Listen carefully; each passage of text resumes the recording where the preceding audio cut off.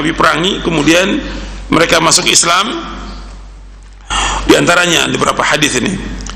Nabi bersabda SAW, qala Rasulullah, innakum in syahidtum an la ilaha illallah wa aqamtumus salata wa ataitumuz zakata wa faraqtumul musyrikina. Di sini disebutkan wa faraqtumul musyrikina.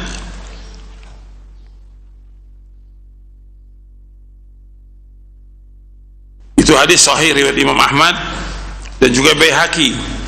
Jadi disebutkan apabila kalian sudah mengucapkan dua kalimat syahadat, kalian mendirikan salat, mengeluarkan zakat, dan kalian harus berpisah dengan kaum musyrikin. Arti Nabi memberikan syarat harus dia berpisah dari negeri kaum musyrikin, harus hijrah. Karena orang Islam nggak boleh tinggal negeri kafir, tidak boleh, harus hijrah ke negeri kaum muslimin. Karena tinggal negeri kafir itu sangat berbahaya buat imannya dia, sangat berbahaya buat akidahnya dia, buat ibadahnya, buat akhlaknya, buat istrinya, buat anaknya, buat keturunannya. Maka harus hijrah dia. Maka Allah menyuruh mereka untuk hijrah. Ketika dia tetap tidak mau hijrah, maka Nabi berlepas diri. Untuk melihat di bagian Al-Bara di buku saya ini halaman 495.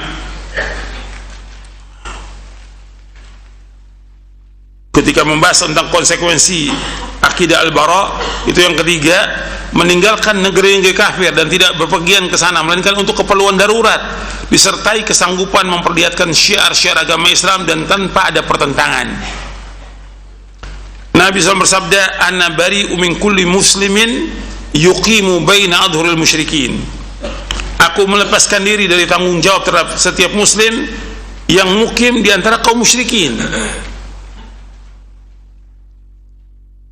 Hadis ini sahih riwayat Abu Daud, Tirmidzi, sahabat Jabir bin Abdullah. Jadi Nabi bersabda SAW, aku berlepas diri dari setiap muslim yang tinggal di negeri kaum musyrikin. Berlepas diri, Nabi nggak tanggung jawab. Kemudian juga Nabi bersabda SAW, yang keempatnya, tidak boleh tinggal di negeri kafir, tidak boleh tinggal bersama orang kafir, orang musyrik, karena orang yang tinggal bersama mereka berarti sama dengan mereka. Rasulullah SAW bersabda, man jama'al musyrika wa sakana ma'ahu fa innahu mithluh. Barang siapa yang berkumpul dengan orang-orang musyrik dan tinggal bersamanya, maka dia sama dengannya, sama dengan orang musyrik. Hadis ini hasan, diriwayatkan Imam Abu Daud dari sahabat Samurah bin Jundub radhiyallahu anhu. Jadi Nabi yang merintahkan. Yang pertama, Allah merintahkan untuk hijrah.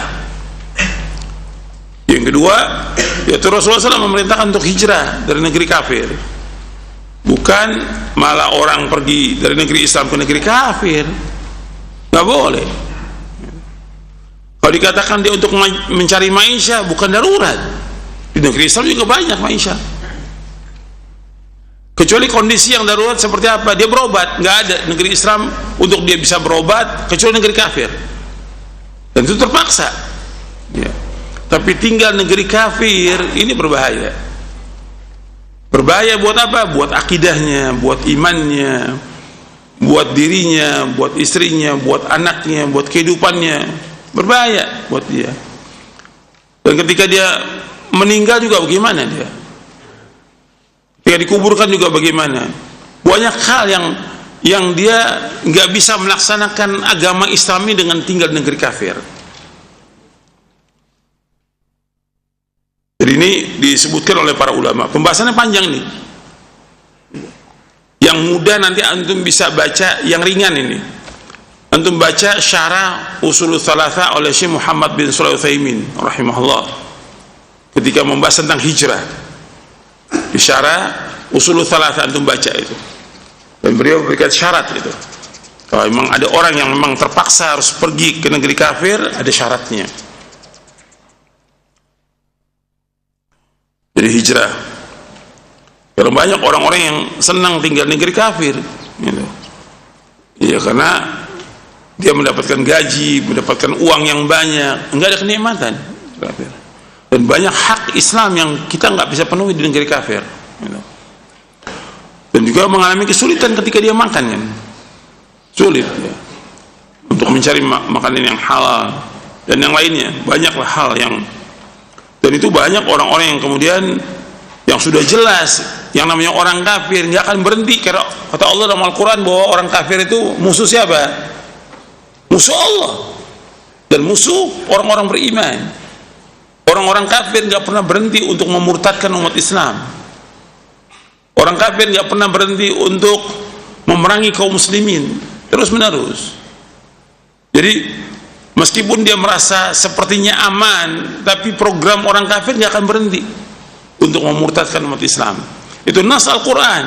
Musuh orang beriman, dia lebih yakin, lebih percaya kepada Quran dan Sunnah daripada kepada undang-undang yang ada dari orang-orang kafir. Itu harus kita yakini itu. Makanya dengan dia hijrah ke negeri kaum muslimin, itu manfaat. Dia nggak punya apa-apa negeri kaum muslimin, tetap rezeki dibagi sama Allah, tapi lebih tentram, lebih nikmat gitu, dibandingkan dia tinggal di negeri kafir.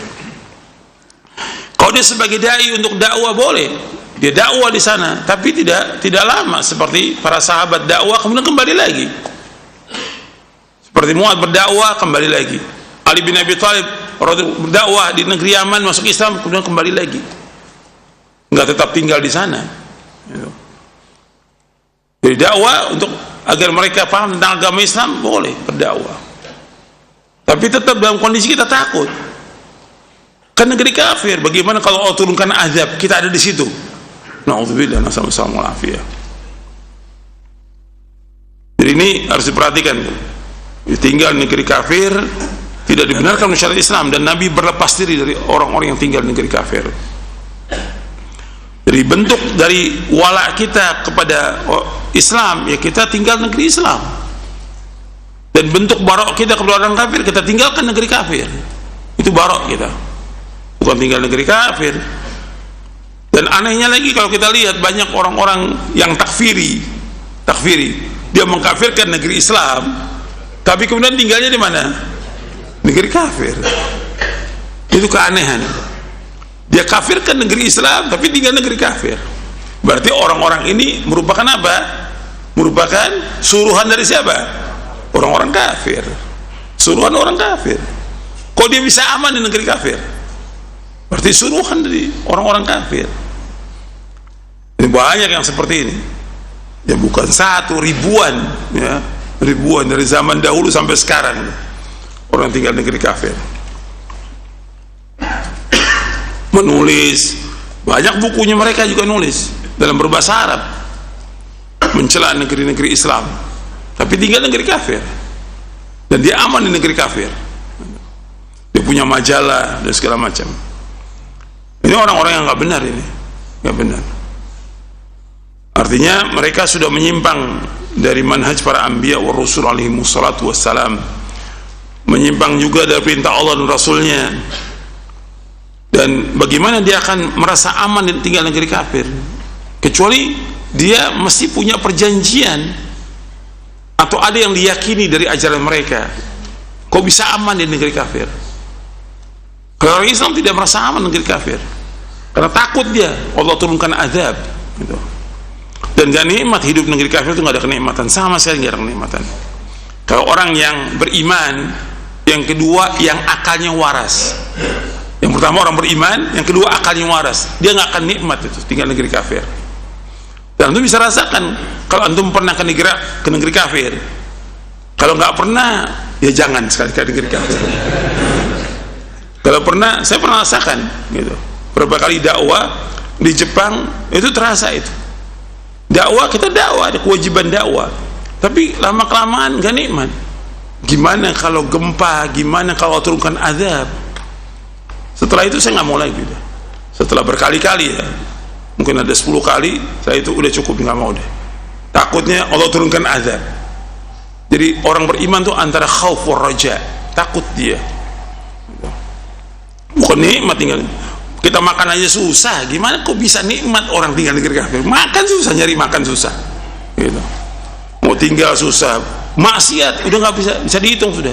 Siang dan malam, gimana kita hidup dengan perbuatan maksiat? kita lihat maksiat setiap hari, kekafiran setiap hari, pelanggaran setiap hari, bagaimana akan nikmat? Maka orang yang nggak waras itu yang merasakan nikmatan itu.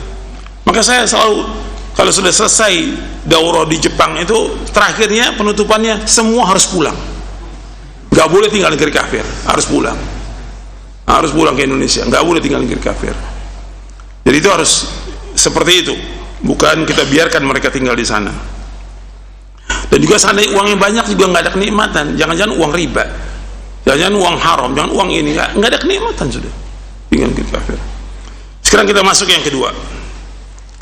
Yang kedua, bahwa wala kepada Islam dan wala kepada orang beriman, yaitu membantu dan menolong kaum muslimin, yaitu membantu dan menolong kaum muslimin dengan lisan, harta dan jiwa di semua belahan bumi dan dalam semua kebutuhan baik dunia maupun agama.